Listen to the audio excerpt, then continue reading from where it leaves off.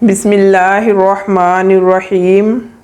اہل علم متفق ہیں کہ خصوصاً حج اور عمرہ کرنے والے کے لیے زمزم پینا مستحب ہے، اور عمومی طور پر ہر مسلمان کے لیے سب حالات میں زمزم پینا مستحب اور جائز ہے، جیسا کہ صحیح حدیث میں ہے کہ نبی مکرم صلی اللہ علیہ وسلم نے زمزم پیا، اور ابو ذر رضی اللہ تعالیٰ عنہ بیان کرتے ہیں کہ نبی صلی اللہ علیہ وسلم نے زمزم کے بارے میں فرمایا، یہ بابرکت اور کھانے والے کے لیے ایک کھانا ہے۔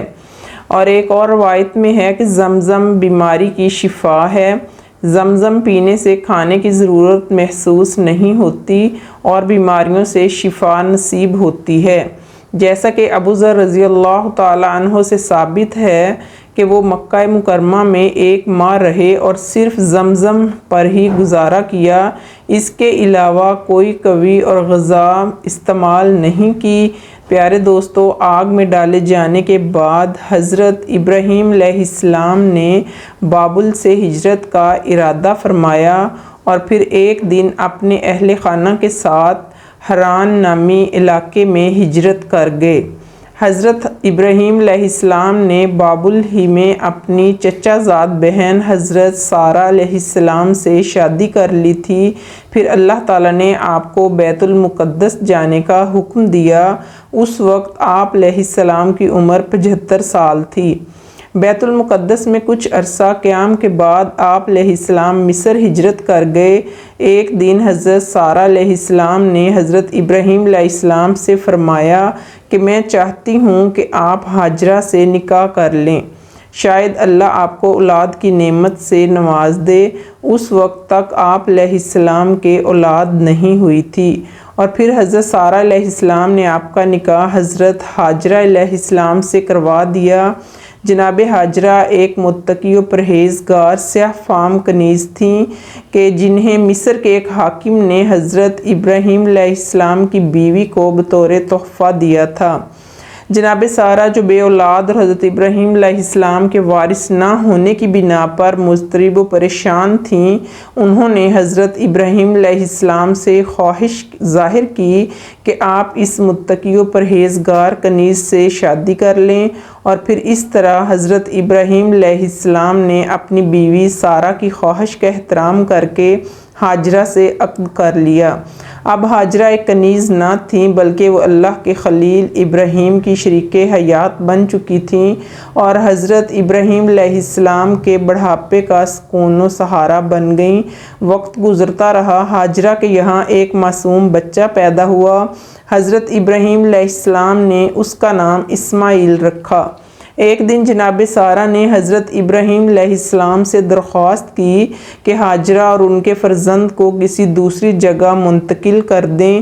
خداوند عالم نے حضرت ابراہیم علیہ السلام کو وحی فرمائی کہ اسماعیل اور ان کی ماں کو شام سے باہر لے جائیں۔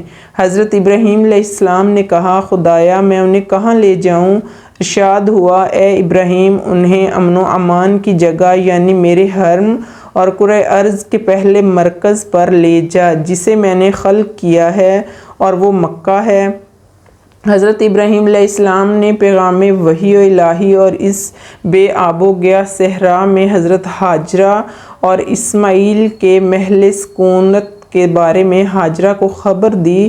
ہاجرہ جو اس سے پہلے سرسبز و شاداب اور بہترین آب و ہوا سے سرشار سرزمین پر رہ چکی تھیں، بغیر کسی چوں چراں کے مشیت الہی کے سامنے سر تسلیم خم کر دیا، اور خدا پر مکمل یقین و اعتماد رکھتے ہوئے شدید مصیبتوں و آلام کی وادی میں قدم رکھنے پر راضی ہو گئیں۔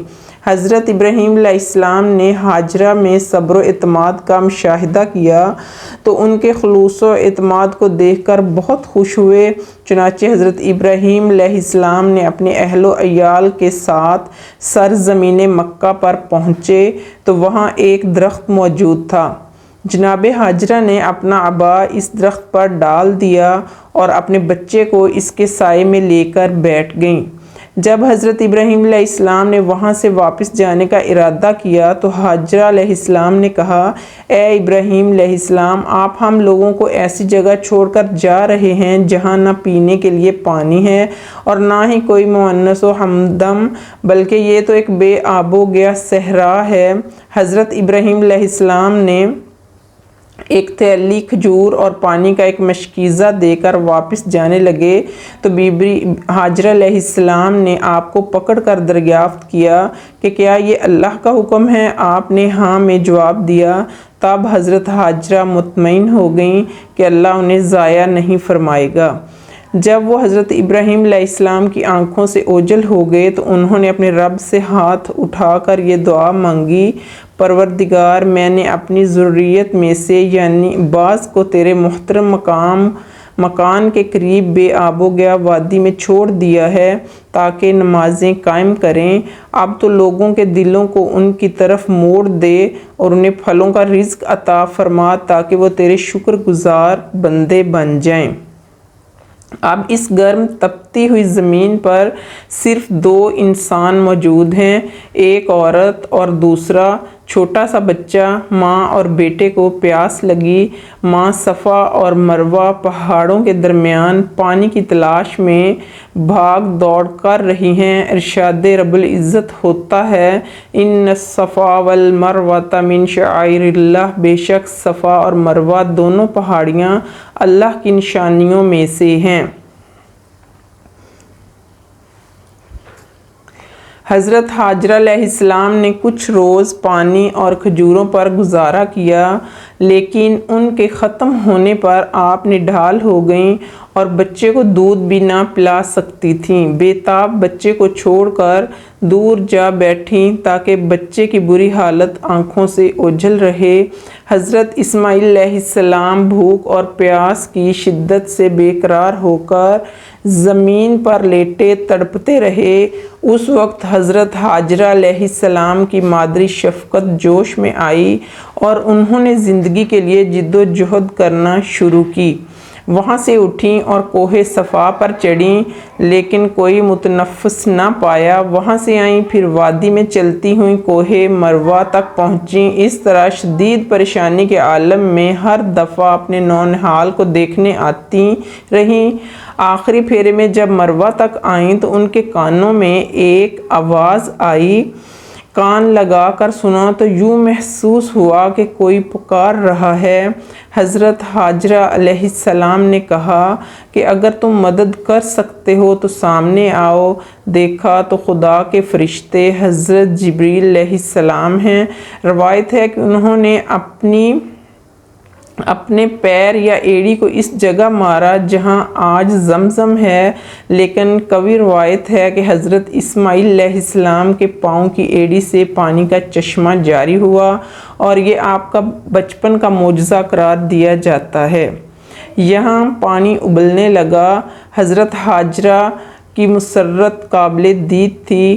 آپ نے خود بھی سیر ہو کر پانی پیا اور بیٹے کو بھی پلایا۔ پھر آپ نے پانی کے چاروں طرف باڑ بنانی شروع کی، مگر پانی ابلتا رہا۔ حضرت عبداللہ بن عباس رضی اللہ تعالیٰ عنہ سے مروی ہے کہ نبی کریم صلی اللہ علیہ وسلم نے فرمایا، اللہ پاک حضرت اسماعیل علیہ السلام کی والدہ پر رحمت فرمائے، اگر وہ پانی سے چلو نہ بھرتی، اسے بہنے دیتی تو وہ ایک بہتے ہوئے چشمے کی صورت اختیار کر لیتا۔ فرشتے نے حضرت حاجرہ علیہ السلام کو تسلی دی کہ ان کا رب آپ کو ضائع نہیں کرے گا، کیونکہ یہاں بیت اللہ ہے جس کی تعمیر یہ باپ حضرت ابراہیم علیہ السلام اور بیٹا اسماعیل علیہ السلام کریں گے۔ اس عرصے میں ایک قبیلہ بنی جرہم نے پانی کی موجودگی کی وجہ سے حاجرہ علیہ السلام کی اجازت سے وہاں ڈیرے ڈال لیے، لیکن حضرت حاجرہ علیہ السلام نے انہیں پانی کی ملکیت سے مستثنی رکھا۔ حضرت حاجرہ علیہ السلام بھی باہمی انس و رفاقت کے لیے یہ خواہش رکھتی تھیں کہ کوئی یہاں آ کر بس جائے۔ انہیں چند خاندانوں میں رہ کر حضرت اسماعیل علیہ السلام پلنے اور بڑھنے لگے۔